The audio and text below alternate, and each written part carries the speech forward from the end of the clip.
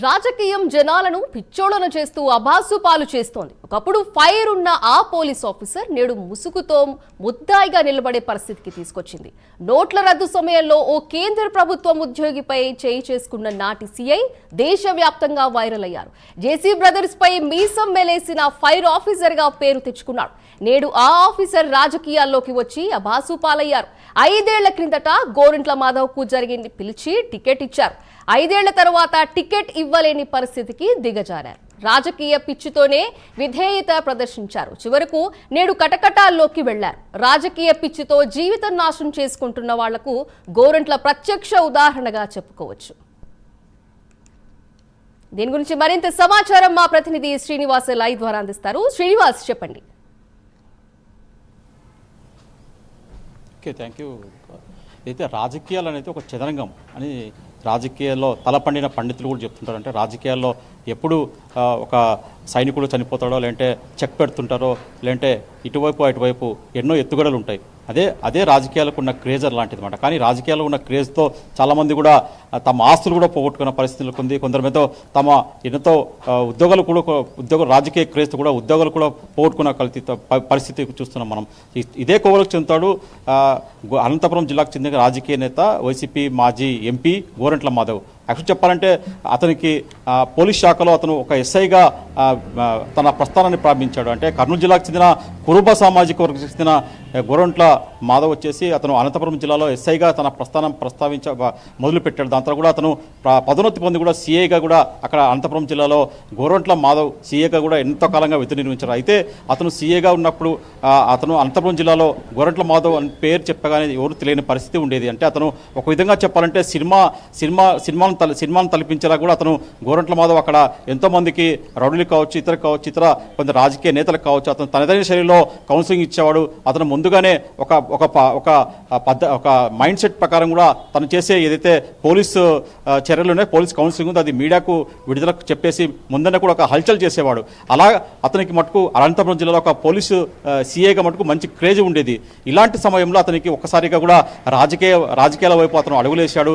దీంతో అతను ఎస్ఐగా ఏదైతే చదువుతో ఎంతో ఉన్నత చదివి ఎస్ఐగా ఒక మామూలు జీవితం నుంచి కూడా అతను ఎస్ఐగా నుంచి సీఏగా ఎదిగిన అతను ఒక్కసారి కూడా రాజకీయాల వైపు కూడా అడుగులేసడం జరిగింది.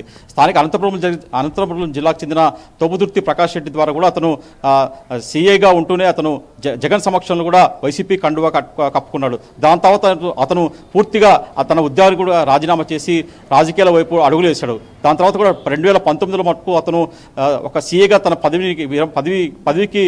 పదవిని కూడా వదిలేసి కూడా అతను రాజకీయాలకు రావడం జరిగింది. దాని తర్వాత అతను వైసీపీ నుంచి కూడా హిందూపురం ఎంపీగా కూడా 2019 ఎన్నికల్లో కూడా జగన్మోహన్ రెడ్డి అతనికి అవకాశం ఇచ్చాడు. 2019లో హిందూపురం ఎంపీగా అతను గెలిచాడు. అంటే అప్పటికి వైసీపీ హవా పూర్తిగా ఉండడానికి కూడా అతను గెలుపు కూడా నల్లేరు మీద నడక మాదిరిగా అతను సులువుగా గెలవడం జరిగింది. దాని తర్వాత 5 ఏళ్ల పాటు కూడా అతను వైసీపీ ఎంపీగా కొనసాగాడు. అయితే వైసీపీగా ఉన్నప్పుడు కూడా అతను ఎస్ఐగా ఉన్నప్పటి నుంచే ఒక విధం అంటే అప్పట్లో ఎస్ఐగా ఉన్నప్పుడు కూడా ఏదైతే నోట్ల రద్దు సమయంలో ఒక కేంద్ర ప్రభుత్వ ఉద్యోగిపై చేయి చేసుకోవడం జరిగింది.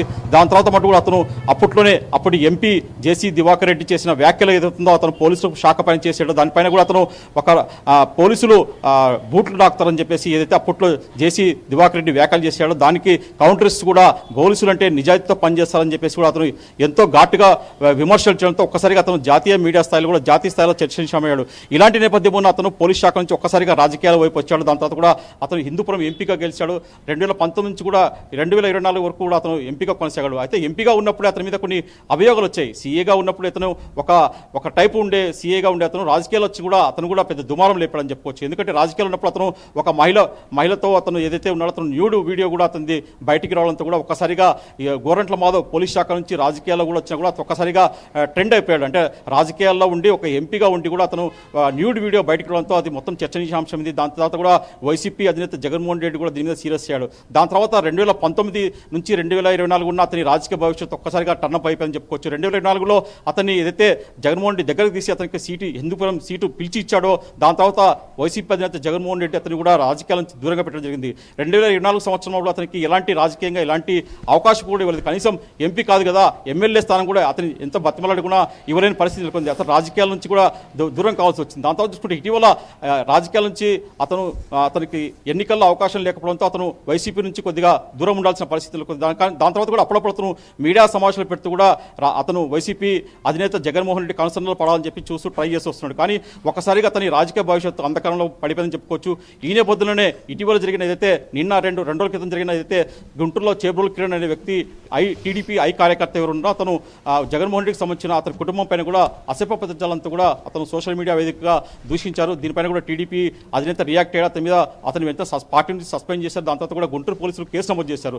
అయితే ఈ కేసు నమోదు చేసిన టైంలో కూడా అయితే చేబ్రోలు కిరణ్ని పోలీసులు తమ అదుపులోకి తీసుకొని తరలించే టైంలో కూడా ఒక్కసారిగా అక్కడ గోరంట్ల మాధవ్ ప్రత్యక్షమయ్యాడు. అంటే అతని రాజకీయాల్లో తనకు ఏదైతే ఉనికిని కోల్పోతున్నా ఉనికిని కాపాడుకునే క్రమంలో కూడా ఒక్కసారిగా చేబ్రోలు కిరణ్ వెళ్తున్న వాహనాన్ని పోలీసుల విధులను కూడా అడ్డుకున్నాడు. అంటే తాను ఒక పోలీసు అధికారిగా ఉంటూ కూడా పోలీసుల విధులను అడ్డుకోకూడదని తెలిసినా కూడా అతను తన రాజకీయ లబ్ధి కోసం, రాజకీయ ప్రాపగండ కోసం కూడా అక్కడ ఒక ఓవర్ యాక్షన్ చేస్తాడనమాట. దాని తర్వాత అతను ఎంత ప్రయత్నం చేసినా అది రాజకీయంగా మైలేజ్ రాలేదు. ఇది ఒక విధంగా చెప్పాలంటే అతనికి మైనస్ పడింది. అంటే కేవలం జగన్ కన్సర్న్లో పడేందుకు కూడా ఇదంతా అతను చేయాల్సి వచ్చింది. అంటే రాజకీయ ఉనికిని కోల్పోతున్న ఒక సీఐ పదిలో ఉండి దాని తర్వాత రాజకీయంగా భవిష్యత్తు లేకపోవడంతో ఇప్పుడు జగన్ కన్సర్న్లో పడాలనే ఉద్దేశంతో ఈ ట్రెండ్ చేశాడు, ఇదంతా డ్రామా ఆడని చెప్పేసి కూడా రాజకీయ విమర్శలు వ్యక్తమవుతున్నాయి. ఏదేమైనా సరే ఒక పోలీస్ అధికారిగా ఉంటూ అతను అక్కడ ఫెయిల్ అయ్యి దాని తర్వాత రాజకీయంగా అతను కూడా ఇప్పుడు దూరం అయ్యాడు. మొత్తం చూసుకుంటే రాజకీయ పిచ్ అనేది కొందరు తమ ఉజ్వల భవిష్యత్తును కూడా పణంగా పెట్టేసి రాజకీయాల కోసం ఇలా ఒక విధంగా తమ భవిష్యత్తును అంతా తమ కెరీర్ని కూడా నాశనం చేసుకునే పరిస్థితి నెలకొంది. దానికి ఉదాహరణ గోరంట్ల మాధవ్ అని చెప్పుకోవచ్చు. Sindhu. Right, thank you Srinivas.